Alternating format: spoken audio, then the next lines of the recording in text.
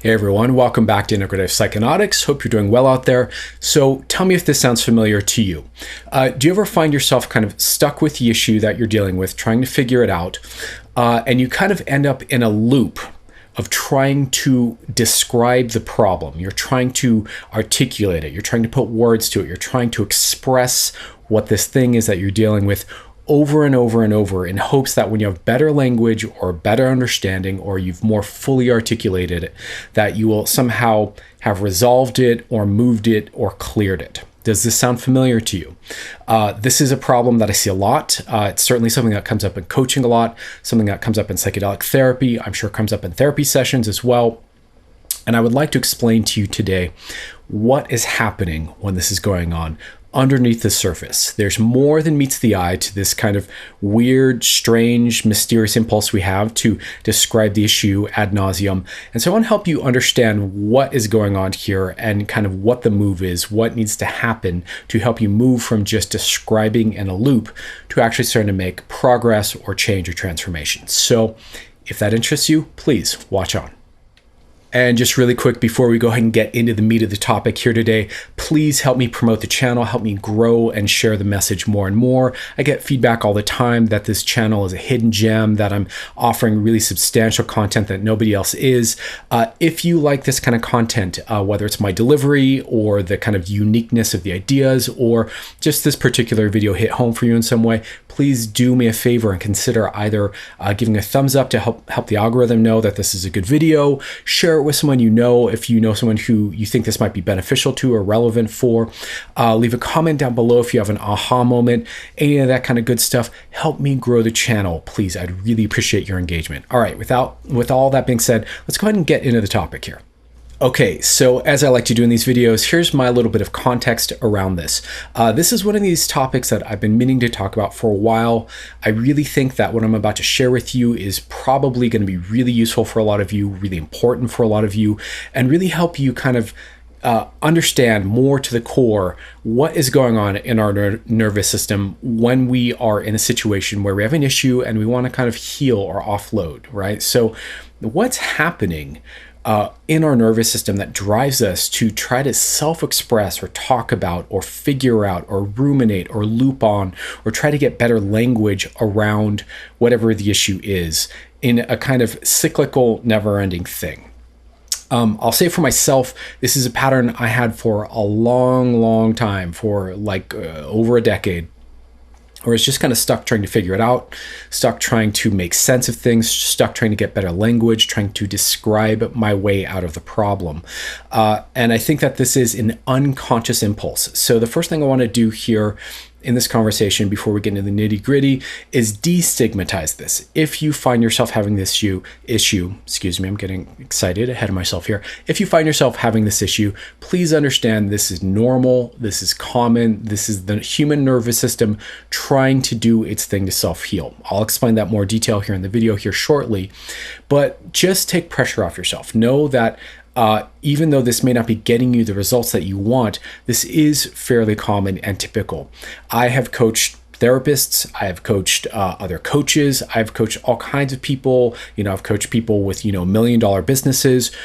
Everybody deals with this, okay? This is a common universal thing. So whether you're someone who's really struggling and kind of functioning at a very low level, or you're someone that's at a very high level of functioning but still dysregulated, please know that it's not wrong, you're not broken, this is normal, this is okay. But what I want to do in this video is just help you start to understand what the heck is actually happening here, so that you can start to connect more deeply to understanding yourself, understanding the human nervous system, and understanding the process of healing and kind of deep transformational healing and growth. So so we'll approach this from a few different angles here, and hopefully by the end of the video, it'll be much more clear why we tend to do this, okay? So let's go ahead and just start to get into it and kind of unpack all the pieces here, and this will start to make sense. So there's a lot of different kind of facets to this dynamic, but I think the place to start here in this conversation is just with the most obvious kind of part of this dynamic, the most kind of above the surface in the conscious mind part of this dynamic, which is this kind of sense, this kind of intuitive feeling that when we know more about our issue, that we'll heal, right? And so the first thing I want to kind of like just kind of say about this is that this is a massive assumption. This is a massive kind of theory that we have, and I think largely probably, ties back into our kind of cultural preconceptions about what therapy is, kind of based on psychoanalysis and Freudian work and that kind of model of therapeutic interaction. And we have this idea that if I sit on a couch and I talk about my issue long enough, that I'm going to have an epiphany and it's going to help me heal and I'm going to go on my merry way and things will be better, right? So there's this kind of felt, intuitive, unconscious kind of sense there that when I know more about my problem, that's going to transform the problem somehow. What I think is really more the truth of the matter is that this is not a case of causation, but a case of correlation. In other words, a lot of times as we start to resolve or move the problem, we get more insight into maybe what happened. We get memories back that we'd been suppressing or forgotten. We regain more function in our nervous system, like perhaps more capacity to feel or more capacity to self-regulate. As we start to move the nervous system, knowledge and information will come with that often, but not always. And that's more of a correlation. That's more of the system moving as a whole. A lot of times what I find is when people strictly go down the talk therapy route, unless you're working with someone who really knows what they're doing, what I hear a lot from people is talk therapy didn't work for me. I had a therapist I liked for years, but the progress has been slow, this kind of a thing, right? There are ways, I think, to leverage insight into what's happening that can be transformative. So this is not a strictly binary, disconnect there. There is overlap, but I think it's more like when we create new experiences for the nervous system that give us new angles on what's going on for us, or as we connect to new aspects of ourselves that we haven't been connecting to, then we get new pieces of information. And that information is often more of a confirmation of what we've been feeling or intuiting or sensing. So the first thing to perhaps consider here is that knowing what's going on, you can know all about your problem. And this is me for a long time, by the way. You can know all about your problem and still have the pattern in place. Or you can think you know about the problem. You can have a coherent narrative, a coherent set of memories and explanations and understanding, but the pattern of behavior, or the pattern of emotions, or the pattern of, fears and states and habituation, whatever's there can still be there, right? So the first thing I want you to really kind of grok here, really absorb and take in is that knowing is not the same thing as changing. Okay, and I know I've said this in other videos. I know this might be a little preachy, but I think that's an important place to start in understanding that this is part of this impulse to describe the problem where we kind of get stuck in a loop, and I'll say I've seen people who get really good, at learning about therapy and psychotherapeutic models of, how to do therapy, or models of, development and understanding, and can be very literate in therapy, but they're still stuck in trying to describe a problem. They may have better language to do it. They may have better concepts that kind of track, but are they moving the patterns underneath? Is the thing unraveling? Is the thing completing and being put in the past? That's really the real question here. So this is something to really start to understand, that intellectual conceptual knowledge is not the same thing as transformation. Okay, let's go to the next section. Okay, so let's talk about how that feels from a person who's stuck with an issue, and I've certainly been there, versus, perhaps what's really happening underneath the surface. So I want to give you a glimpse into understanding this phenomenon from a different angle that might kind of reframe the whole understanding for you. And that's really my intention here. So what it feels like on the surface, again, is if I talk about it, if I kind of put words to it, put language to it, that's going to help me complete it, release it, heal it, or at least get clarity around what's going on here, right? That's what it feels like at the surface, that if I somehow self-express around this, that, that it's going to heal me, right? Now, I would like to suggest that there's a deeper pattern, there's a deeper mechanism that reaches way more deeply into the nervous system and how we've developed and our attachment system that's really going on underneath the surface, right? So this is kind of a difference between what we know consciously and what's actually happening unconsciously in the system underneath the surface, right? So what's really happening here is, something more like we have a nervous system that's built around attachment, okay? So attachment is our capacity to build connection with other nervous systems, with other people, generally speaking, and through that connection, that sense of connection, developing a sense of safety, a sense of feeling emotionally regulated. In other words, feeling calm, balanced, moving through stresses, moving through overwhelms, through fears, through triggers, by feeling connected with others. This is at the very foundation of our nervous system. If you want to know more about that, look up, childhood attachment, the attachment system, developmental psychology. All of this starts to really speak to this kind of stuff, right? So we are organized from the earliest moments of our life around attachment as a foundational thing, right?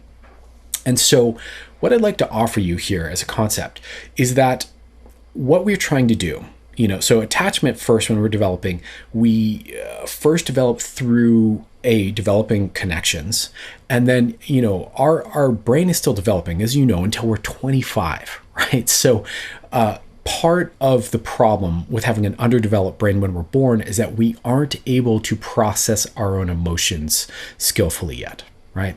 So that means that when we have a stressful, frightening, overwhelming, what have you, experience, our system is first set up so that we rely on someone else to help us return to that felt sense of safety in the nervous system, right? So this is what's called co-regulation, right?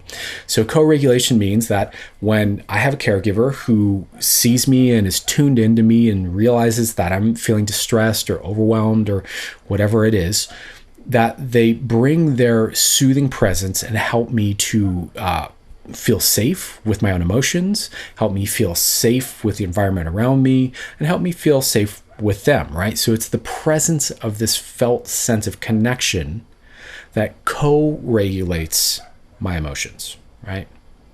Now, co-regulation is connected to another kind of aspect of early life experience that our nervous system requires or that we're built for, which is an unconscious, automatic, from the moment of birth, capacity for self-expression, right? So we have co-regulation and self-expression in a dynamic relationship between these two things, right? So generally, self-expression when we're a baby looks like crying, right? It looks like letting our caregivers know, hey, I'm hungry, I'm dirty, I feel alone, I feel disconnected, whatever it is. I have a need that's not being met right now, right? So we have an inbuilt capacity, instinct, however you want to think of that, for self-expression that is healthy and normal and reaches all the way down into our nervous system, okay? So self-expression is designed to bring forth co-regulation, right? So because we're born vulnerable, we can't feed ourselves, we can't protect ourselves, we can't run away from a threat. This is what we need in order to make sure that we survive, right? I hope this is all making sense so far. So we've got co-regulation, we've got unconscious automatic self-expression, and that's really at the foundation of how we get our needs met and how we feel safe in our nervous system, in our body, with our emotions from early on. So hopefully you got that so far. So most of us learn at this really deep level in our nervous system that when I self-express, that's part of how I get my needs met, right? This is one of the first things we learn as human beings, right? And so there is this underlying unconscious drive that we have, this linkage in our nervous system between self-expression, especially of distress, of fear, of overwhelm, right? And getting our needs met or resolving the problem or resolving the issue, right? So, and this happens again unconsciously. So, I would like to offer you the idea that the nervous system self-expresses all the time, right? So in hypnosis trainings, when they train you about hypnotherapy, and this is true in certain models of like somatic therapy as well, and some transformational psychology, trainings, they teach you that the nervous system is communicating all the time. It can't not communicate. So even when you're being silent, even when you're being internal, even when you're being numb and frozen, even when, doesn't matter what you're doing, everything is a communication of a state or process or something happening within the nervous system. We can't not communicate, right? And so this is one of these things that they teach us as hypnotherapists, so that we are looking at what is being communicated from the client we're working with, and leveraging that communication to feed back into or work with the trance that's already bubbling up out of this person, right? So that's kind of a big part of hypnosis and hypnotherapy, is paying attention, being curious about what's being communicated, and leveraging that to help that person kind of either deepen something or open something up or shift something, right? So that's essentially, what we're trained to do. So from my point of view, what I see is that when we are stuck in this kind of self-expressive loop of trying to describe the problem, what we are trying to do underneath the surface is get co-regulated. We are unconsciously reaching for someone to help us regulate our emotions, right? To demonstrate that they are tuned, that they are paying attention and aware of our state and our needs and our distress, and help us co-regulate that, right? Even if we're kind of self-expressing by ourselves and trying to do this on our own, what we're trying to do is get co-regulation, right? And so really what this is your kind of inner healing intelligence, if you want to use the psychedelic therapy language, or your automatic self-healer, your deep inner healer, trying to do what it knows how to do that will help you resolve and move and shift this energy, right? So it's doing what it knows how to do. And from what I've seen, right, when people are interacted with properly, when we are self-expressing pain or fear or an issue or confusion, when that thing starts to bubble up, even if we're not aware of it consciously, but it's kind of showing through our behavior, and the person we're working with catches it, when that's interacted with properly and co-regulated, people can really just let go of so much stuff. And the nervous system really does know how to just kind of like, boom, release it all, let it go, let it flow through. And it really can just totally complete and resolve and like get cleaned up, right? The problem is that most of the time, for most of us, either we're surrounded by people who don't know how to relate to us this way, or, we haven't been with a good therapist who understands that this is what's going on.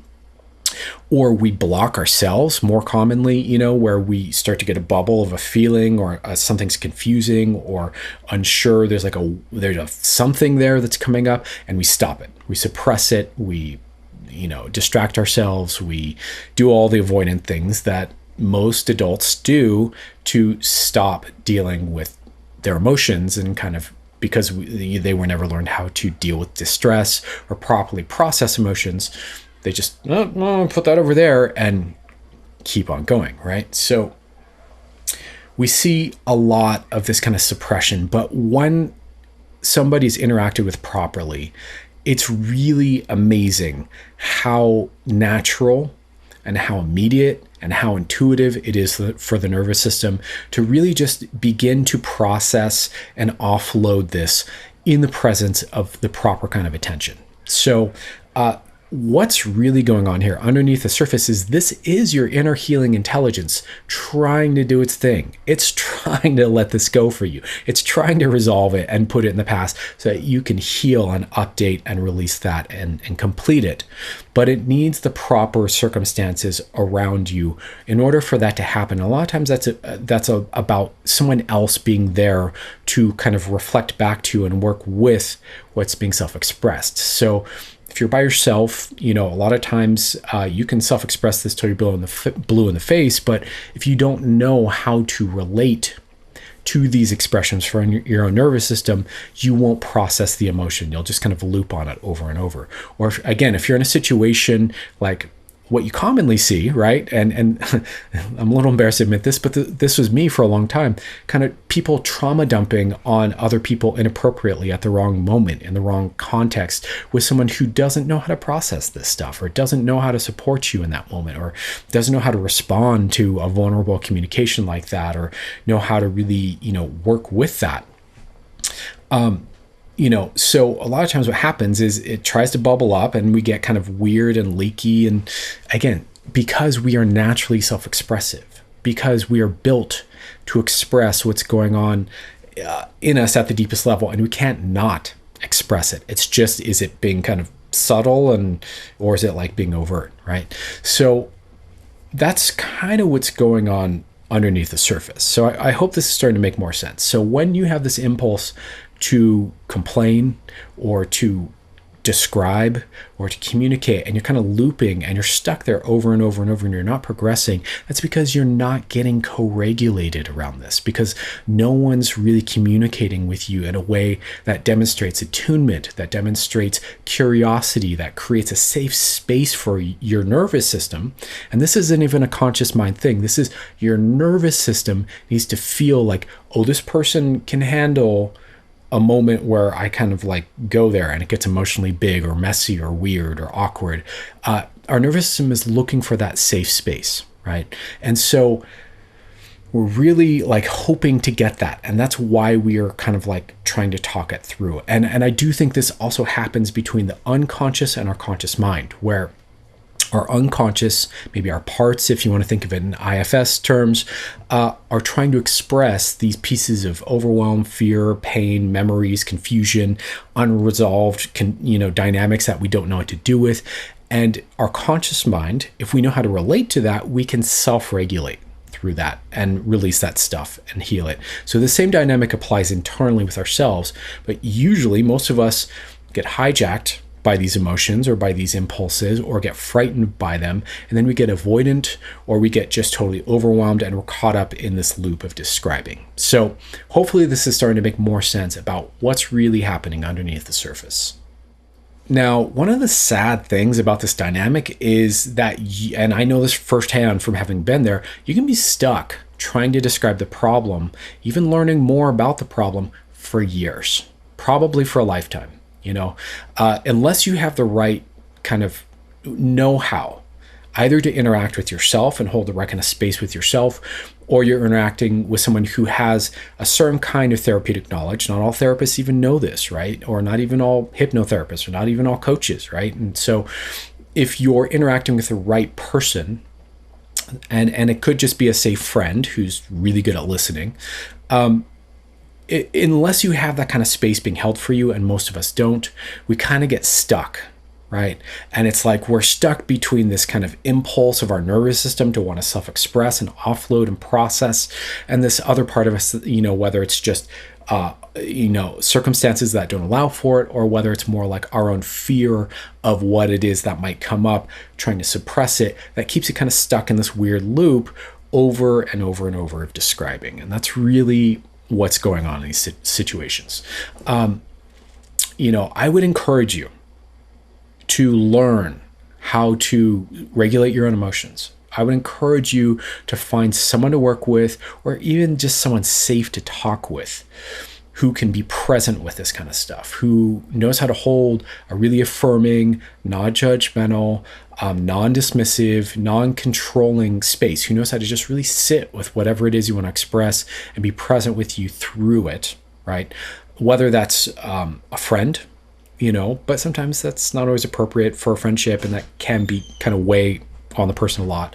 Or, somebody who's trained for it, like, a therapist, or maybe a hypnotherapist if they're trained in the right way, maybe a coach if they're trained in the right way. Not all hypnotherapists and coaches are trained to really deal with you at this level, and it's not always appropriate to try to do this kind of work, although it overlaps so much with all of our problems that honestly a lot of hypnotherapists and coaches have a little skill in this area, right? But I would go find someone who can hold that kind of space with you and help you co-regulate through it. There's more than just co-regulation that needs to happen for real healing and transformation to really unfold, but this is the central mechanism that our nervous system is really built around that's underneath this whole process. And so this is one of these things I think, frankly, everyone should know about ourselves, and we should all know about each other, but also certainly for anyone working, as a coach, as a guide, as a shaman, as a therapist, as a psychedelic therapist, as what have you, they should know this. They should know about co-regulation. They should know about unconscious communication, unconscious self-expression. They should know about when people are trying to, get some sort of help completing something, right? This is super important. Okay, getting a little worked up there, but I think you get my point here. So what can you guys reasonably do with this information? So now that I've told you a little bit about what's going on here, and hopefully you understand this more clearly, let me help you understand some of the moves here, right? Some of the ways to go. And this really is honestly where you might want to get support, where you may want to work with someone who understands, self-regulation and co-regulation and how to help you access that. Someone who knows how to coach you through this process, or, a really well tuned in, skilled therapist. But some of the moves that you can do here are, one is move to feeling instead of thinking. Right? So this is often really scary for people. This is often really hard for people, right? We want to know what's going on so that we can kind of, I think it's like we want to see the threat or know the threat, and the threat in this case being whatever big emotion we're not really prepared for, before we allow ourselves to feel something that might overwhelm us, right? What I can say about skillful emotional processing is that you can do it in little pieces. You can do it in little portions. You don't have to just kind of open Pandora's box and feel all the bad feels all at once and let it totally flood you and overwhelm you. It's probably not going to be helpful, right? So what you can do instead is start to portion out little times of allowing yourself to feel it, or as it starts to bubble up, feel it a bit, work with it a bit. There you can move also. So that's one thing you could do. Just feel, right? Move from understanding to feeling. Next thing you could do here would be to move into some sort of a situation where you can get co-regulated, right? And co-regulation, again, could be a friend who's really good at listening, maybe a family member, although I probably wouldn't recommend that for most people unless it's a really, really clean, good relationship there. Again, maybe a good coach, maybe a good therapist, something like that. Maybe even going into like co-counseling, where someone holds space for you for a while, you hold space for them for a while, and you get a bit of this room to feel co-regulated. In my opinion, there's more than listening involved here. There's really a certain way to be interacted with that invites our nervous system to really start to access the information and really start to move what needs moving. But at very least, starting to get into a situation where you have someone with you that can help you co-regulate, or you can learn how to self-regulate. This is something I teach my clients all the time. It's a really important skill. I've kind of developed a practice or a modality around that I'll probably be making a course around at some point, because it's so important and it's so necessary and so missing in terms of knowledge in our culture. But basically get some form of emotional regulation, whether that's self-regulation or whether that's co-regulation. So that'd be the next move you could do, right? The other thing you can do here is similar and overlaps a lot with emotional regulation, which is moving into attunement, paying closer attention to your emotions, paying closer attention to these expressions happening inside of you, paying closer attention to, what are the body sensations you have that go with this emotion? What are the like thought loops you have that go with this emotion? What are the triggers or the life events that seem to bring up this particular narrative or this particular stress or this particular memory or feeling for you?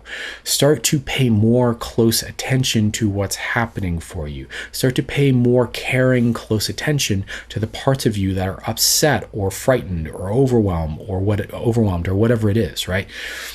Similarly, getting more attunement, this kind of attunement, and that's, again, quite frankly, rare that you're going to know people who are able to do this. But if you know someone, maybe they're a therapy student themselves, or you guys are kind of in the healing arts kind of new age community and have this kind of connection and language built up, find people who can also provide that level of attunement to you.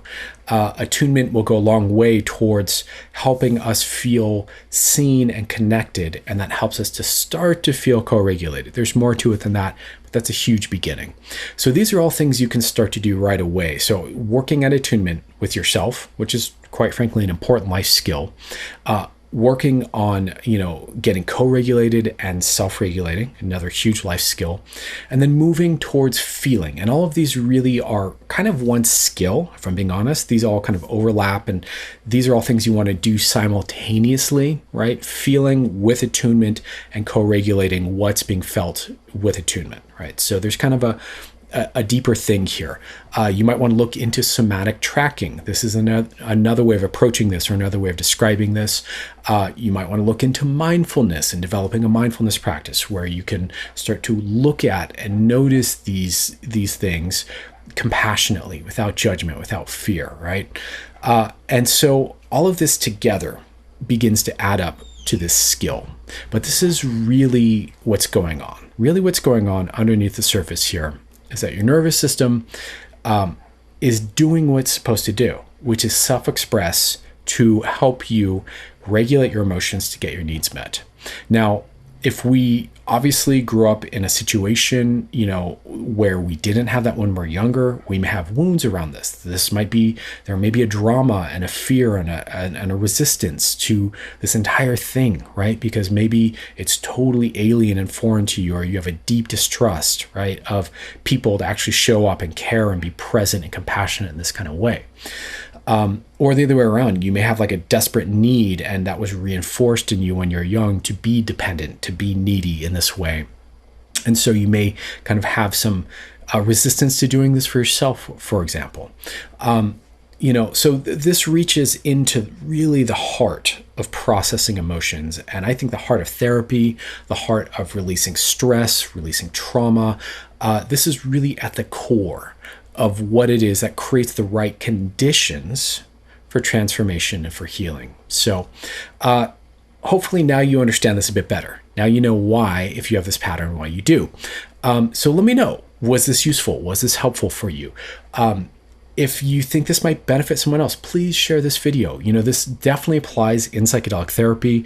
If you've ever done psychedelics, you know about thought loops and emotion loops, and there you go, But also, this applies just in life. This is just about everybody and how we unload, how we process, how we let go or complete that thing that needs letting go of and completion. So anyways, hopefully this will be helpful to you guys.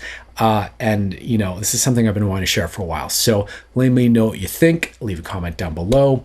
And I have more content on the way for you sometime soon. Much love. Take care.